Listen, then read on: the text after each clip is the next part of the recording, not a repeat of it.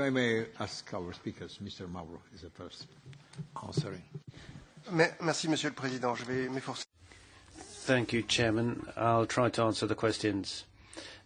And obviously, I'll focus on those put to me by my colleague, Mr. Benays. Thanks for those questions. Now, we do broadly agree on one main point, probably differ on another 2 points. First of all, he's quite right to ask about the failure of the security research program. I think we need to start learning from our mistakes. When I was called on to draft a report for your Parliament back in 2016 on the future of defence research, one of the very first things I did was to go and talk to people in charge of this program and ask them why it hadn't worked. They said, well, they did a great deal of research, but that this research was of no interest to member states because they weren't in the loop. And this, in a way, replies to the rapporteur. The reason why the security research program was a failure was that it wasn't properly focused or targeted. And that was the message I wanted to get across to you today. Defence research has to be targeted. Engaging in defence and promoting the defence industry are different things. And they're quite as different as association football, soccer and rugby. If you want to do this to generate jobs or to bring home the bacon, well, frankly, don't bother, because you're just going to make difficulties still worse in the defence market, and it really is quite fragmented as it is. It is essential for you to have capacity development programs, and your role would be to force the European institutions, in particular the HRVP, to draw up a paper to translate the political objectives into military objectives. What kind of operations are you talking about?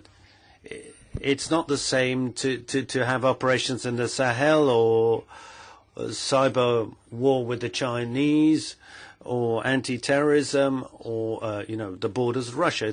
They're all very different. Now, the points I don't really agree on with is the role of Parliament and of governments and the whole question of competitiveness on parliaments and governments. Mr. Gollum made this point. The first world, that military was put on a budget line, and that was the pilot project proposed by Mr. Gala. Member states are really reluctant about this. No, it's not a question of pleasing the member states, far from it. The member states don't want the EU at all. They want to do it themselves. They want to keep their hands firmly on the tiller. On the question of competitiveness and the Anglo-Saxon response, look, I really would like to kill off this preposterous notion that you buy defence equipment in the same way as you buy soap powder. You don't buy a nuclear submarine in the same way as you buy a Jaguar. Well, okay, there are segments of the defence industry that could quite easily be subject to competition. I mean, I don't know, helmets, soldier socks, that kind of thing, fine. I mean, why not? Tanks even. Well, maybe not tanks, perhaps just trucks. But anything else, really, it's a very specific industry, and this industry only exists because states want it. Nobody's going to start manufacturing combat aircraft just for export. I mean, you wouldn't even get the authorizations, and it's quite right that it should be, though. These are all political actions. If you sell weapons to a state, you are supporting that state. If you buy weapons off a state, you are dependent on that state. And that brings me to my third question, or my third point, and that the role of Parliament and the role of the Commission. Well, I'd say to the rapporteur, this is tricky because we've got the two competing initiatives. Well, not competing, but separate. There's PESCO, that's intergovernmental, exclusively intergovernmental indeed. And the European Defence Fund that you are launching. So what are the role of these initiatives? How do they fit in with each other? This determines what institutions do. Well, I think that they should run concurrently. I think you should seek to make PESCO a success. And PESCO, after all, is only an instrument. I'd briefly like to give you an overview of what is PESCO. PESCO is a process which will allow the European Union, and to quote, and this is from the treaty, to generate autonomous capability based on civil and military capability that will allow it to manage crises outside the Europe's neighbour. That's Article 42.1 of the TFEU. That's the ultimate objective. So you must seek to deliver on that objective from your own role. But I think you've got a crucial role to play, because you and the Commission are the only institutions that decide by majority. And if you don't do that, the Member States most certainly won't. They'll continue doing as they did with PESCO. But of the 40 projects in PESCO, only 4, right from the very outset, involve more than 2 Member States. So basically, everybody was looking to their own advantage and staring at their own navel, really. There was no general European interest at play. The only project of interest to 27 Member States is something which actually affects NATO rather than CFDP. That's a problem. Mr. Kohlicek, the purpose of the programme. I think the lodestar has to be strategic autonomy. Everything else is in the explanatory memorandum of the draft regulation from the Commission. If I understood correctly, you're going to try and beef this up through amendments. And as I understand it, Council will do likewise. This is a very good thing. Strategic autonomy is the ultimate objective. What is that? In layman's terms, it means the ability to wage war on your own. It's something of a portmanteau term, because the next question is, what kind of war? This strategic autonomy has 3 components.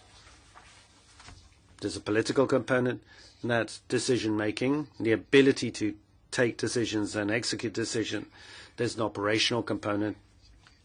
That means having forces that can deliver on your missions.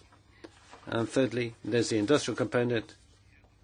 And of course, there is an industrial component in strategic autonomy. If you depend on others, you are no longer autonomous. You are dependent. There you have it. Where should money be invested? It should be invested where the leverage effect will be the highest. I drew up a preparatory study for the Commission. It's not in the public domain. And this is about the sectors where we could invest in a way to maximize the leverage effect. This is among the Commission's working staff documents, so I won't go into details. But I think the best way to get a maximum leverage effect is through programs which have a high cost, a substantial cost, but which have R&D versus total cost ratio, which is very high. Take, for example, satellites. You have one military observation satellite, you have a lot of R&D that goes into that, and that will require a lot of investment, because if you don't invest in it, it won't happen. Combat aircraft, the ratios are massive. Missiles, ditto. If you don't reduce the cost burden on member states, then investment simply won't flow to such projects. Mr. Butikofer asked some very interesting questions that would require more time about things like the role of the industry. And also he asked about where the Commission's invest.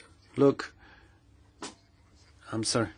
The industry is a bit like the devil, but you've got to talk to the devil, but keep a good distance. At the end of the day, we really do need to the industry, because research defense brings together what the armed forces need together with what is technically possible. And only the industry can tell you what is technically possible. So dialogue with the industry is essential. But, of course, certainly no decision-making role. And I think I'll probably leave it at that so as not to overdo it. I mean, we really have to engage in dialogue with industry. But that doesn't mean it's put in a position to decide, because at the end of the day, we're talking about strategic autonomy and freedom. That's the bottom line. You're talking about defense, not the defense industry. That's what you're promoting. Thank you.